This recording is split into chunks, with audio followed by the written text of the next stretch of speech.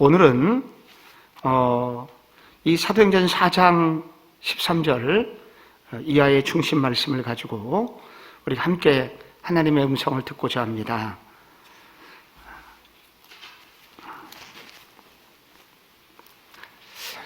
그 성전 미문 앞에 있었던 장애인이 치유가 되어서 솔로몬의 행각 근처로 도대체 이게 어떻게 된 일이냐라고 사람들이 몰려들었을 때 한 무리는 하나님의 기적에 대해서 놀라게 되었지만, 그러나 반대편 오히려 성전 안에 있었던 사람들은 어떻게 이런 일이 있었는지에 대하여 추궁하고, 그리고 베드로와 요한을 그 사내들인 공회에 고발하는 이 반대적인 사건을 만나게 됩니다.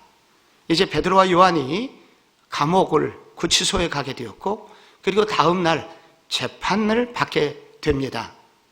사내들인 공회는 71명으로 구성된 유대 최고의 재판정이었고, 그리고 최고의 의결기관이었습니다. 여기에 끌려가는 것은 이스라엘 백성들에게 대단한 두려움이었고, 마치 우리가 1960년대 말 70년대 중앙정보부 남산의 김 부장에게 끌려가는 것처럼, 그렇게 그 앞에 서면 오줌을 지리고 제대로 서 있을 수 없을 정도로 그렇게 두려움이 가득한 곳이었습니다. 거기서 재판의 결과 너희들 다시는 예수의 이름을 증거하지 말라 하는 그런 엄명을 듣게 됩니다. 그런데 여러분, 오늘 말씀의 19절에 보시면은 베드로가 이렇게 얘기합니다. 베드로와 요한이 대답하여 이르되 하나님 앞에서 하나님의 말씀을 듣는 것과 너희 말 듣는 것 어느 것이 옳은지 판단하라 하면서 우리는 이 일을 포기할 수 없다고 그렇게 놀랍게 얘기합니다.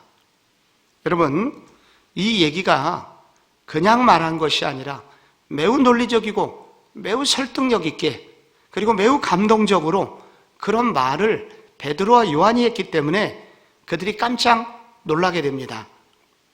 13절에 이러한 말씀이 나오는데, 그들이 이상히 여겼다 그러는데 이것은 깜짝 놀랐다는 것입니다. 그리고 그들이 학문 없는 범인인 줄 알았다 나오는데, 학문이 없다는 것은 정식 학교 교육을 받지 않았다는 뜻이고, 범인이라는 것은 또한 정식 신학교 교육을 받지 않았다는 그런 뜻입니다.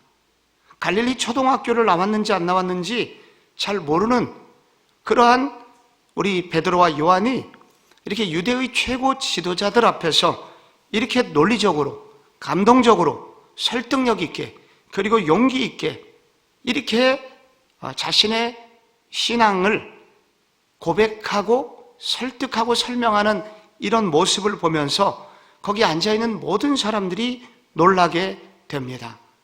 이러한 베드로의 용기는 어디로부터 비롯된 것인가?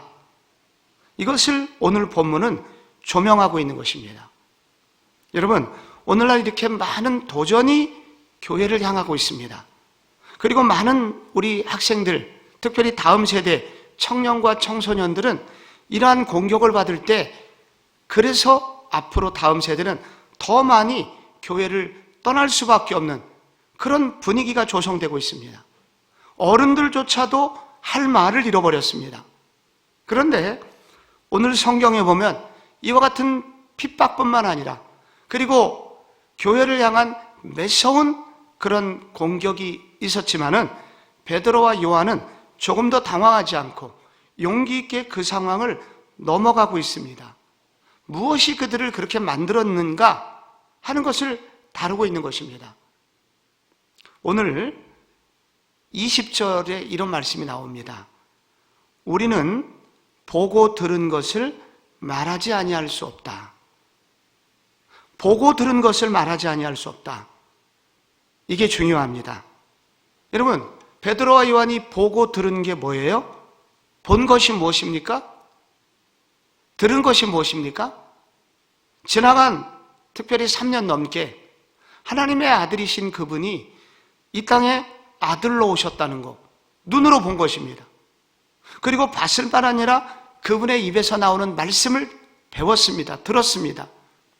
그리고 그분이 말씀하신 대로 십자가에서 돌아가셨고, 그리고 부활하셨습니다.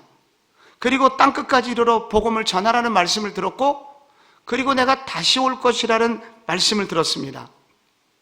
여러분, 보고 들었다는 얘기는 뭐냐면은 십자가와 부활을 핵심적으로 말하고 있는 것인데, 이것이 역사적 사실이었다는 것입니다.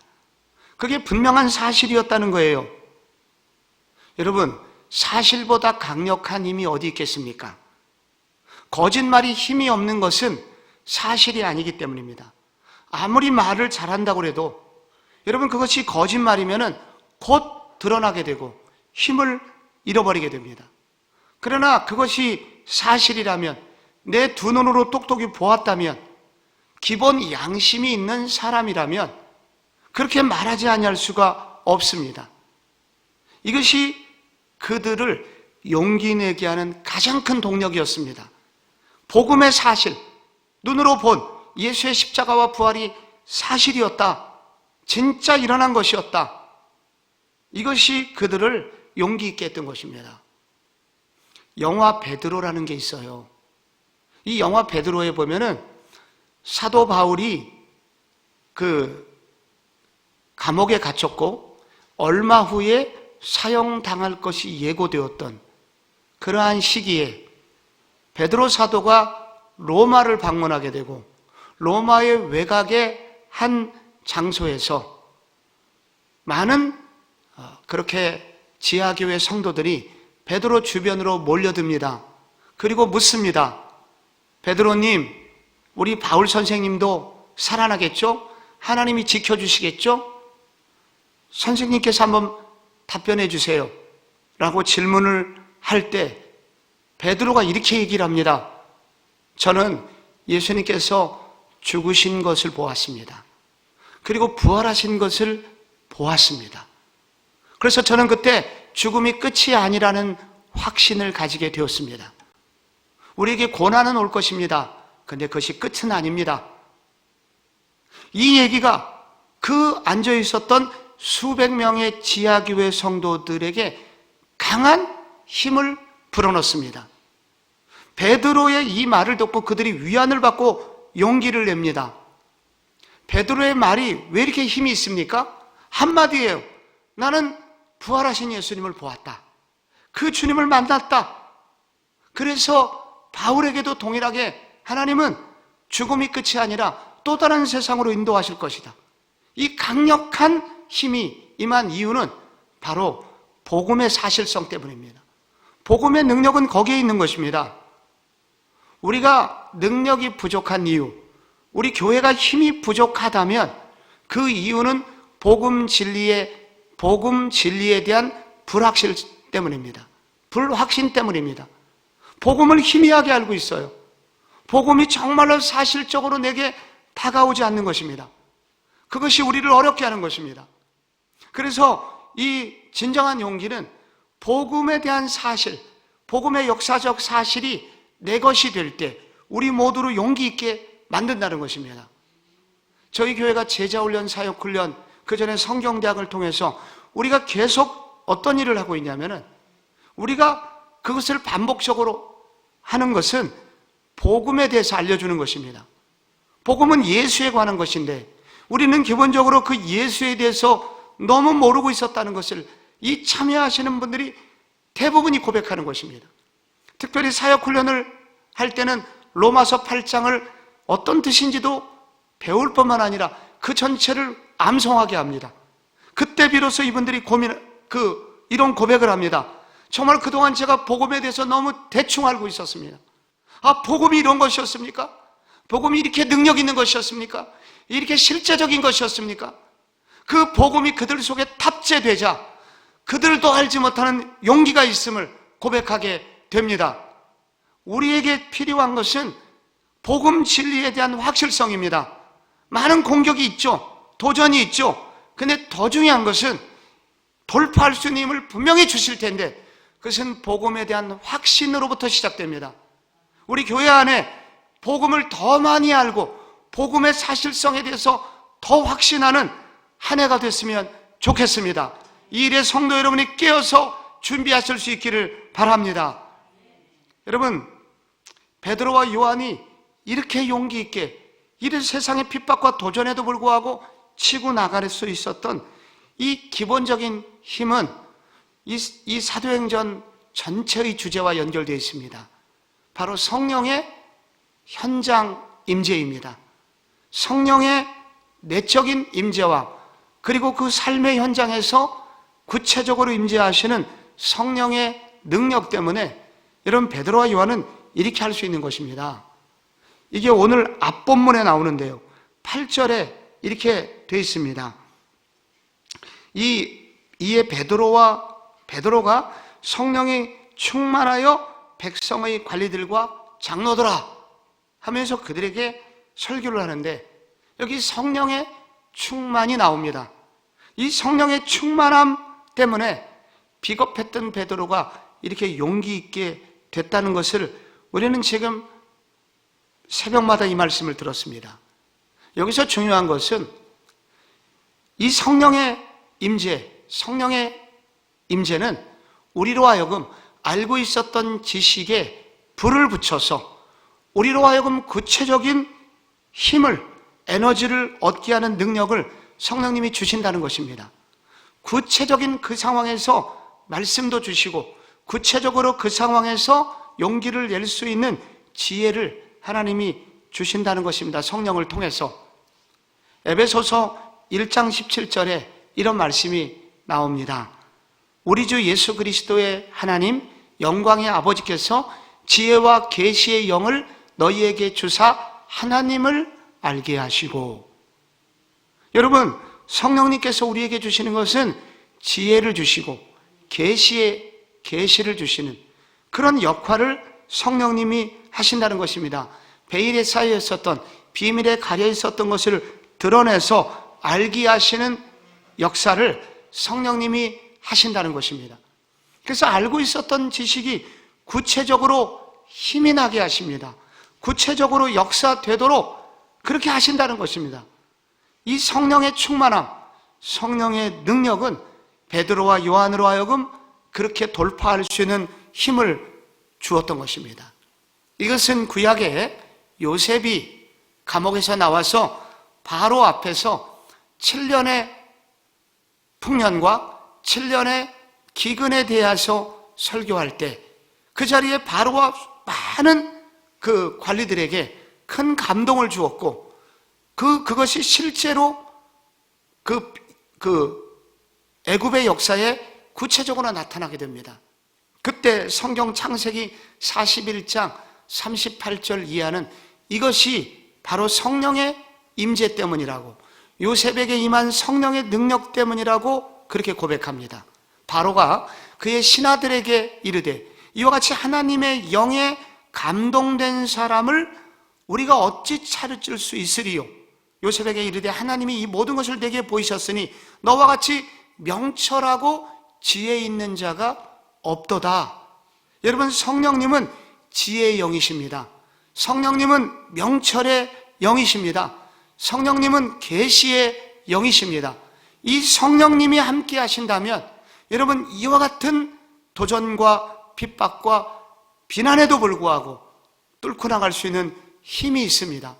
그러므로 저희들은 이 성령의 충만을 어제로 기도한 것으로 그치지 말고 오늘도 성령의 충만함을 구해야 합니다. 오늘도 성령 하나님이 앞서 행하시도록 기도해야 됩니다. 그 성령님이 우리를 그렇게 만들어 주신다는 것입니다. 성령이 그렇게 하실 수 있음을 믿으시고 구하시고 여러분에게 이러한 은혜가 동일하게 임하게 되기를 소원합니다. 여러분, 이 일이 있기 전에 오래전에 예수님이 하신 말씀이 있습니다. 누가복음 21장을 비롯한 마태복음과 그리고 마가복음에 동일하게 이 공관복음에 이 동일한 이야기가 나옵니다. 누가복음 2장 21장 12절에 대표적으로 제가 읽어드릴게요. 이 모든 일 전에 내 이름으로 말미암아 너희에게 손을 대어 박해하며 회당과 옥에 넘겨주며 임금들과 집권자들 앞에 끌려가려니와 이 일이 도리어 너희에게 증거가 되리라. 그러므로 너희는 변명할 것을 미리 궁리하지 않도록 명심하라. 내가 너희의 모든 대적이 대항하거나 변박할 수 없는 구변과 지혜를 너희에게 주리라. 여러분, 놀랍지 않습니까? 예수님께서 이미 여러 해 전에 내가 십자가에서 죽게 될 것을 말씀하신과 동시에, 그리고 이 복음을 전하다가 너희가 이런 사내들인 공의와 같은 곳으로, 감옥으로 끌려가게 되는 일도 있을 때, 그러나 그때 있겠지만은 그걸 너무 두려워하지 말아라. 내가 너희한테 그때 변박할 수 없는 구변과 지혜를 너희에게 줄 것이다. 여러분, 정말 예수님의 말씀대로 십자가에 돌아가셨고, 그리고 말씀하신 대로 부활하셨고, 그리고 말씀대로 끌려왔습니다. 여기까지 정확해요. 베드로와 요한이 두려워하지 않는 것은 여기까지 하나님의 약속의 말씀이 맞았다면 나머지도 채워주실 거야. 이 믿음이 베드로와 요한에게 있었던 것입니다. 그리고 실제로 그 약속의 말씀 그대로 베드로와 요한에게 임하게 되었던 것입니다. 고난이 있을 것이다. 그러나 그런 고난을 이길 수 있는 예비된 은혜가 있을 것이다. 예수님이 약속하신 것입니다. 예수님은 우리에게 고난만 예언하신 것이 아니라 고난을 이겨낼 수 있는 능력도 주실 것을, 동일한 은혜, 아니 더 큰 은혜를 주실 것을 예언하고 계십니다. 그게 베드로와 요한에게 그대로 임하게 됩니다. 그러니 성도 여러분, 우리는 믿어야 합니다. 우리는 알아야 하고 믿어야 합니다. 우리 가운데 복음을 전하게 되면 교회 생활과 그리고 복음을 신뢰하는 삶에는 언제나 고난이 있고 핍박이 있을 수 있음을 말합니다. 그러나 주님은 동시에 약속하셨습니다. 더 큰 은혜가 있을 것이다. 그런 은혜를 내가 예비할 것이다. 너희는 두려워하지 말고 그 길을 가라. 여러분, 이 주님의 예비된 은혜가 오래전에 약속이 되어 있었다는 사실이 베드로와 요한에게 그대로 임했습니다. 처음에는 몰랐을지 몰라요. 그러나 감옥에서 나온 얼마 후에 그 주님의 약속이 기억이 나실 것입니다. 그리고 그 다음부터는 베드로와 요한이 더 용기를 냅니다. 아, 주님의 약속은 그대로 임하시는구나.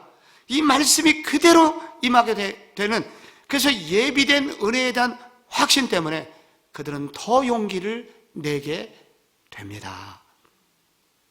여러분, 창세기 22장에서 아브라함과 이삭이 그 산에 올라가잖아요.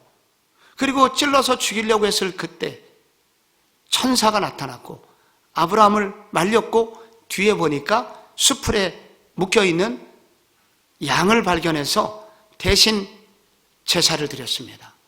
그래서 여호와 이레의 하나님을 만났습니다. 여러분, 만약에 아브라함이 미리 그런 은혜가 있을 줄로 알았다면 아브라함이 왜 고민했겠습니까? 그 전에 왜 침묵하고 아들에게 한마디 말도 못하고 고민하면서 그 산을 올라갔겠습니까? 아브라함이 알았습니다. 드디어 그 산에 올라가서 알았습니다. 내 아들을 내가 염려하는 것보다 하나님이 내 아들을 더 염려하고 계시는구나. 그걸 알았어요. 하나님이 그냥 그 아들을 바치라는 시험만 주시는 게 아니라 그 시험을 이길 수 있는 더 큰 은혜를 예비해 주신다는 것을 그 산에서 아브라함이 깨닫게 됩니다. 그 다음부터 아브라함은 걱정하지 않습니다. 그 다음부터 염려하지 않아요. 이삭의 결혼 문제가 그 다음에 나와요. 얼마나 큰 문제입니까? 그런데 창세기 24장 7절에 아브라함이 엘리에셀 종을 아들 결혼 문제로 보내면서 이렇게 말합니다. 엘리에셀이 묻죠. 주인님, 여자들이 누가 오겠습니까? 이 먼 땅을 얼굴도 보지 않았는데 어떻게 따라오겠습니까? 그때 아브라함의 고백입니다. 그가 그 사자를 너보다 앞서 보내실지라. 내가 거기서 내 아들을 위하여 아내를 택할지니라. 그 사자를, 천사를 보낸다는 거예요. 하나님께서 그 천사를 먼저 너보다 앞서서 보내신다는 거예요. 아브라함의 이 담대한 용기 어디서 나왔습니까? 그 산에서 시험보다 더 큰 하나님의 예비된 은혜, 이것을 만났기 때문에 그에게 용기가 생기게 된 것입니다. 우리에게 하나님께서 복음의 삶만 요구하시는 것이 아닙니다. 이렇게 살아라. 세상에 핍박이 있을 거야. 세상에 도전이 있을 거야. 어려움이 있을 거야. 그러나 이와 함께 주님은 더 큰 약속이 있습니다. 예비된 은혜가 있을 거야. 더 큰 은혜가 있을 거야.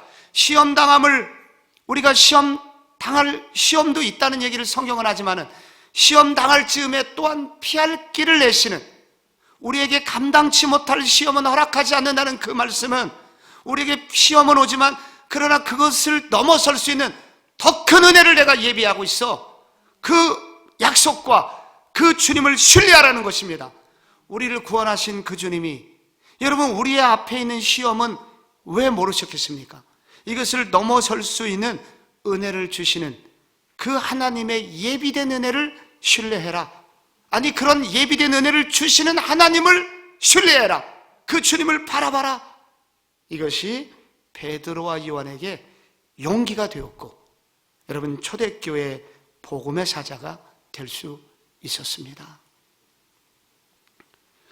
저도 담임 목사로서 교회는 단 한 주일도 편안히 넘어가는 한 주가 없습니다. 매번 문제가 생깁니다. 매번 어려움이 생겨요. 요즘은 코로나 때문에 여러분 없는데, 제가 이 5, 6년 전까지 우리 교회 이 주차 문제, 여러분, 이 주차 문제가 교회는 가장 큰, 서울에 있는 교회는 문제입니다. 그런데 이 주차 문제가 20년 동안 국회 닫혀진 사대부고의 문이 열리면서 놀랍게 주차 문제가 해결이 됐었습니다. 그런데 이 사대부고의 문이 어떻게 열리게 됐냐면은 특별 새벽 부흥회 2주간을 마친 얼마 후에, 그래서 그 사대부고가 협상이 잘 돼가지고 문이 열리게 된 줄로 알았습니다. 근데 가만히 돌이켜보니까 그게 아니더라고요. 그게 문이 열리게 된 것은 제가 부임하기 전에 이미 사대부고의 교장이 낙하산이 아니라 이제 채용하는 방식으로 구조가 바뀌었고, 거기에 마음이 넉넉한 교장 선생님이 미리 와 있었고, 또 우리와 오랫동안 안 좋았던 관계에 있었던 행정실장이 퇴임하게 되는 시점하고 맞물려서 바로 그와 같은 구조 속에서 저희들과 대화가 되었고, 그래서 결국 문이 열린 것이더라고요. 주님께서 준비해 놓으신 것이 있더라고요. 우리 교회의 환경에 걸맞는 주님의 은혜가 예비되어 있었더라고요. 근데 그것은 주님이 기도하기를 바라셨습니다. 그러니까 예비되어 있어요. 준비는 다 돼 있는데 우리가 구하지 않았기 때문에 얻지 못했을 뿐이고, 구하자 준비된 예비된 그 은혜가 다 우리 교회에게 오게 되었습니다. 그런데요, 이 사대부고 건너편에 사대부고 옛날 건물이 지금 그 서울사대 부속 여러 초등학교, 중학교 여러 개가 있는데, 거기 교육을 관장하는 교육센터로 저 건물이 그 본부가 들어오게 되었습니다. 그래서 거기에서 지금 새롭게 그분들이 그 자리를 이제 주인이 되었기 때문에 저희 교회에게 다시 주차장을 내줄 수 없다는 통보가 몇 달 전에 저희 교회에게 왔습니다. 이게 또 문제가 된 거예요. 어려워요.